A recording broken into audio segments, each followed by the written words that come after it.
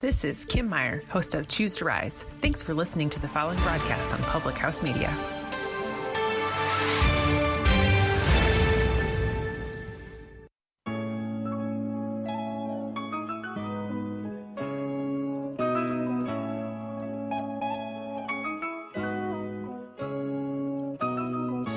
Hello, my fellow revolutionaries, and welcome to the Leadership Revolution. My name is Audrey Prosper. If this is your first time joining us, we want you to know that our vision is to help others discover clarity, embrace vulnerability, and experience freedom in their relationship with others and with God. I know that you're going to receive a word today that will bless you and the people around you. I want to invite you to be fully present when you're listening and judge later, because we actually can't do both at the same time. Now, I'd like to direct your attention to our host, David Prosper. Sit back, relax, and enjoy the show.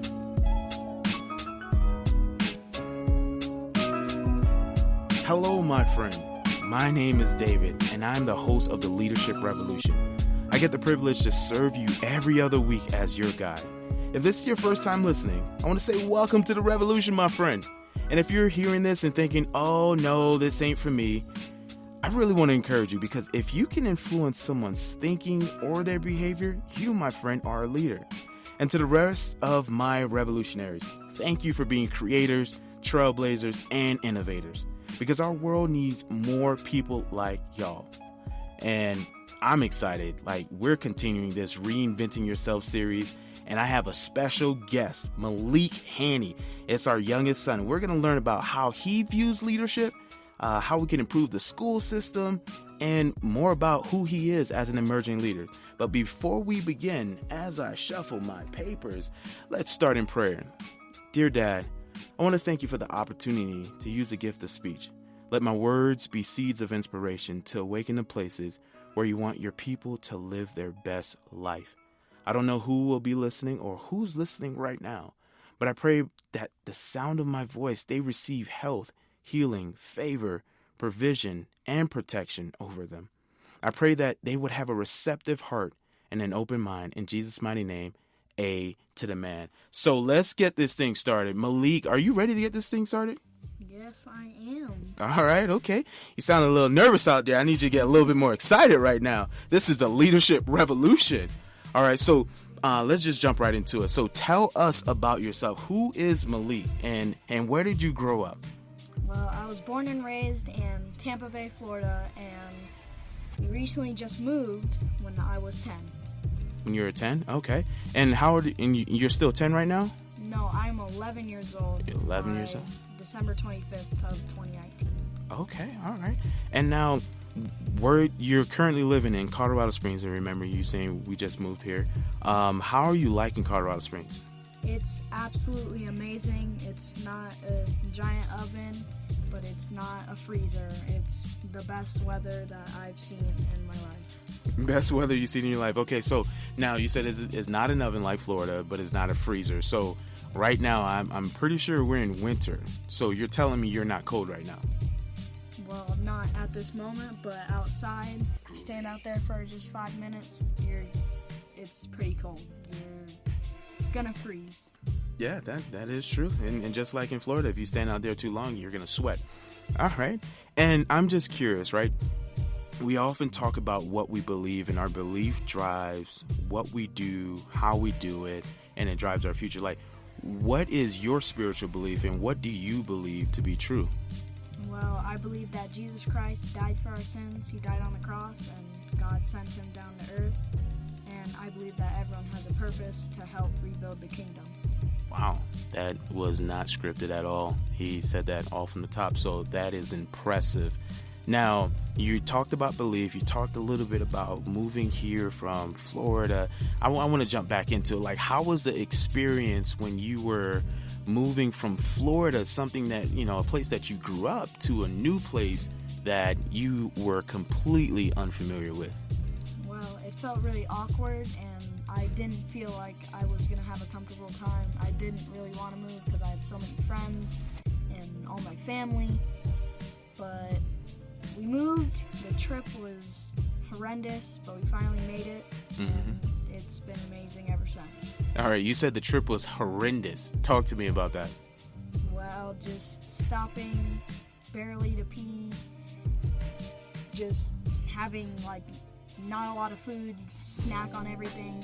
We barely stopped to sleep. It was really hard. I mean, not being in the driver's seat was pretty easy, just sleeping and playing games, but it was not the best for me. Okay, that makes sense. If I can recall, because I was one of the drivers, we stopped a lot because your mom had to pee all the time. I just said pee on the podcast. You're welcome. All right, so you transitioned from Tampa Bay, Florida to Colorado Springs. You believe that Jesus is Lord, and you believe that he died for your sins, which is amazing.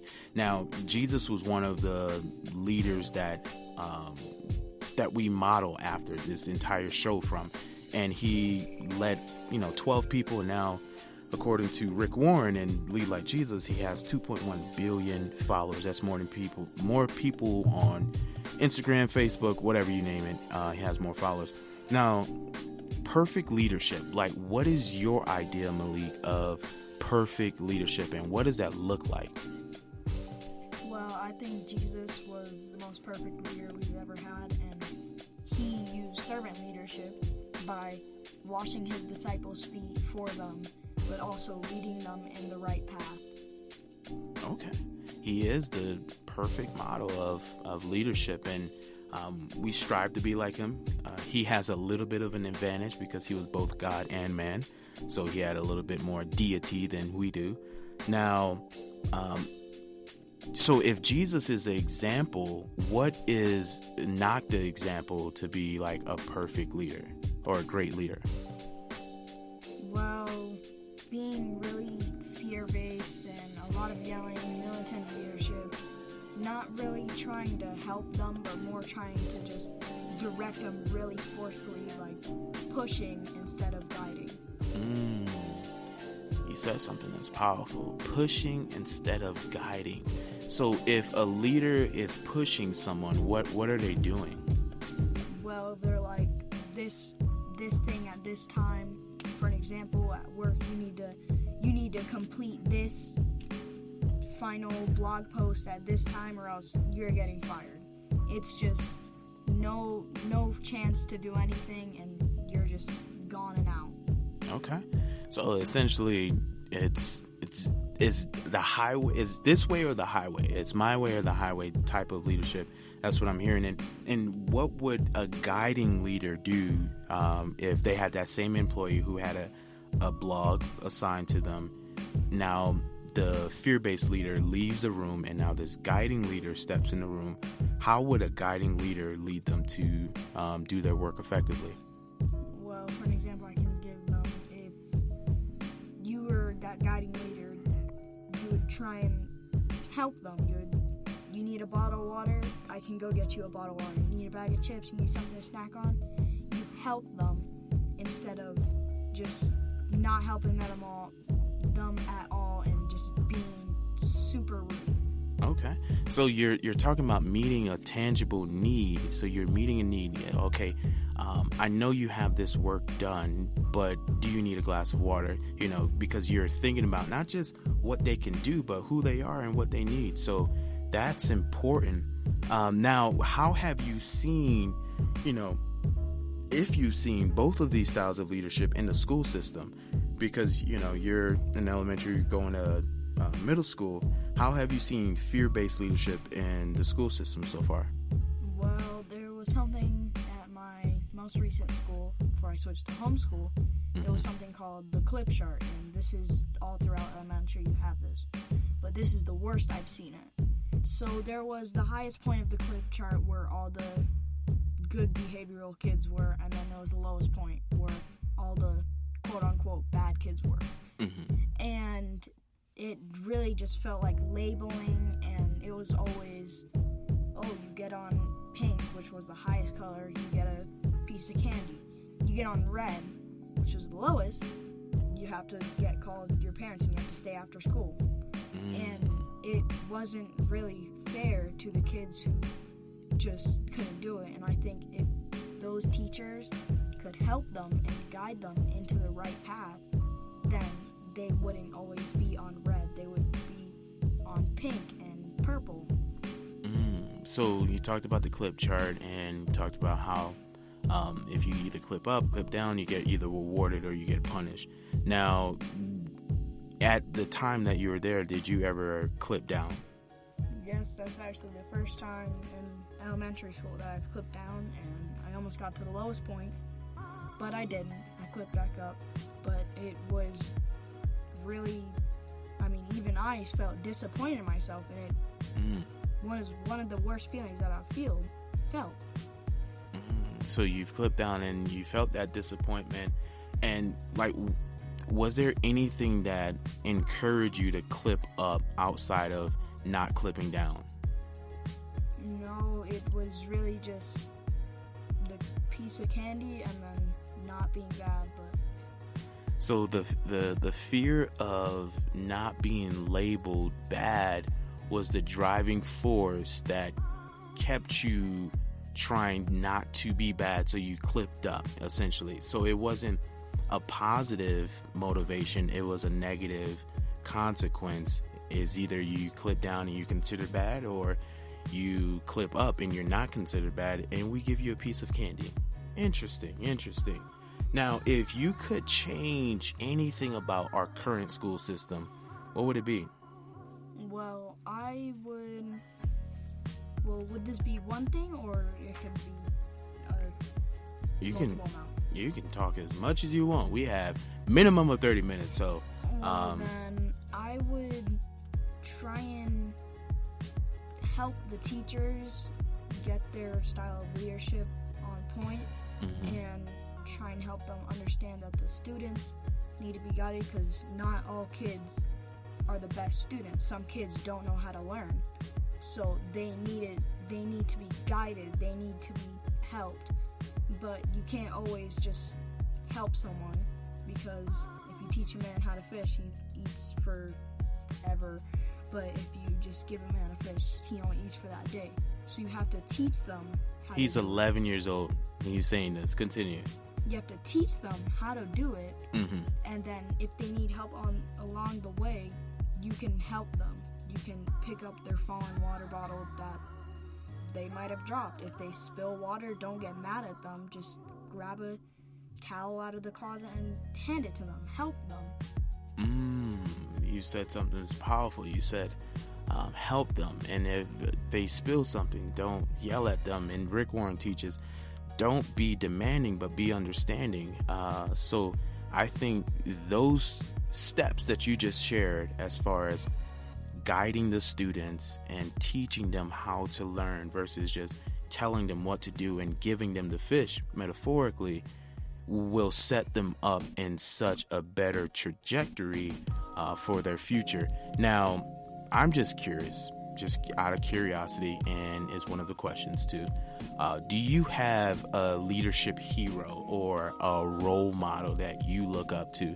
And you don't have to say me because you're on this podcast. Continue. Well, I would definitely say Jesus Christ, since he's the perfect leader. He knows what he's doing. But David, yes, not because we're on the podcast, but you're plug the best leader I've met. And appreciate that. You've been teaching me everything I can probably know on leadership, and it's been a really long journey, but it's been a good one. Yeah, I appreciate that. That's one of the highest compliments I could ever get. I was meeting with Pastor Joe at Manna Church this morning, and I shared how much you and Malik have just grown up in as a leader, as a person, as a man, young man. And it's one of my greatest achievements, and one of the things that mean more to me than anything else. Like, I can achieve a lot of stuff in my life, but like when our two sons is just like, yo, we're changing the world, or we want to change the world, we want to give back, that means more to me I can't even talk. Means more to me than anything else. So hearing you say that, I appreciate that, and my job is to continue to pour as much as I know back into you guys, into you. Now, with that being said, do you believe in your life right now that you have a calling, that you're supposed to do something, like a purpose? Do you feel that in your life? I know you're 11, but do you feel that in your life? Well, I know I definitely do have a calling, and I know I'm meant for something in Jesus' kingdom, but I don't know what that calling is yet. I don't know if I'm supposed to be a pastor or just a janitor. I don't know, but we will see in the future. Yeah, it's the constant grind. One of my good friends often tells me, every day find clarity.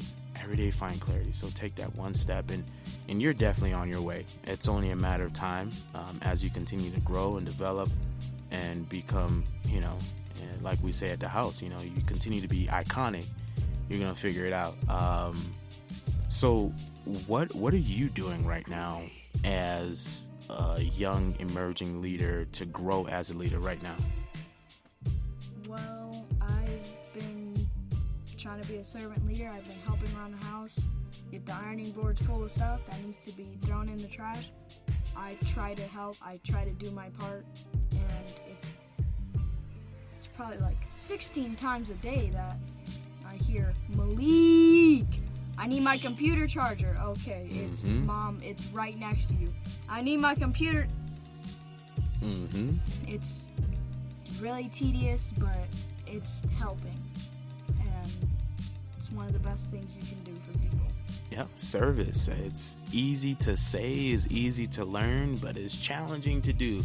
I was just listening to John Maxwell today before I actually picked you up. And he was talking about servant leadership is inconvenient. And I was like, if that is not the gospel, I don't know what it is. It's when we want to do something and somebody asks something of us and say, hey, can you do this for me? And you're just like, I didn't really want to do this, but I'm practicing being a servant leader, so I'm going to do this. So great job on clearing out the ironing board. And I know your mom calls you a lot because she is developing you as a servant leader, if that's really happening. So when you're not in school, Malik, you were just talking to me a little bit on a car ride about beating this game. When you're not in school and you're not learning about leadership and you're not doing devotional, what else are you doing? Well, I play video games a lot. It's one of my favorite things to do. And I don't really eat a lot, but sleeping doesn't take up most of my day because I have a problem with that, so I only get normally 5 hours or 6 hours. Okay. And yeah, it's a grind, but it's fun. Okay. So you play video games, and when you're not playing video games, you're sleeping. When you're not sleeping, you're eating. When you're not eating, you're watching YouTube. Okay, that's awesome. And I just want to thank you for, I know our listeners are going to appreciate this. This is an 11-year-old, just so all of you know, these leadership tips that you're getting straight through your headset right now, if you listen to a headset, or straight through the audio, this is an 11-year-old. So it goes to show you that leadership is not contingent upon age. It's only contingent upon self-development and the willingness to learn and the willingness to apply ourselves. I typically would say, hey, where can we find you? But you're 11 years old. No one needs to find you. But I want to say this. Thank you so much for asking me, because this happened. We were sitting at dinner and you were just like, hey, can I be on your show? And I was like, heck yeah. What do you want to talk about? He was like, leadership. I was like, great, let's set this up. So I want to thank you for coming on the show. I want to thank you for your willingness to share what you've learned. And I know you're going to impact people. You already have, like your mom and I. And you're going to continue to impact the world in such a positive way. And last but not least, you're iconic. So thank you for coming and blessing us. Major key alert, and blessing us on this show. So I want to leave you all with a Reinventing Yourself Leadership Challenge of the week. Now, the challenge is find someone to serve. It can be as simple as opening a door for somebody, or saying good morning, or saying good evening, or as simple as sending somebody a text of saying how much they mean to you. It's a form of encouragement. Find someone to serve and then challenge them to serve someone else. We often do all of these challenges like the ALS challenge. I want to see people starting to challenge others to be servant leaders. So that is the Reinventing Yourself Leadership Challenge. Find someone this week to serve. So with that being said, let's close in prayer. Dear Daddy, thank you so much for what you've been doing and what you continue to do. I ask that you let your word penetrate the hearts and the mind. May the Lord bless you and keep you. May he make his face shine upon you and be gracious towards you. May he give you strength when you are weak, hope when you're discouraged, faith to believe, and joy that is contagious in Jesus' name. Yo, I want to thank y'all again for joining us this week. Come back every other Wednesday of each month for a new episode. And I want you to remember something.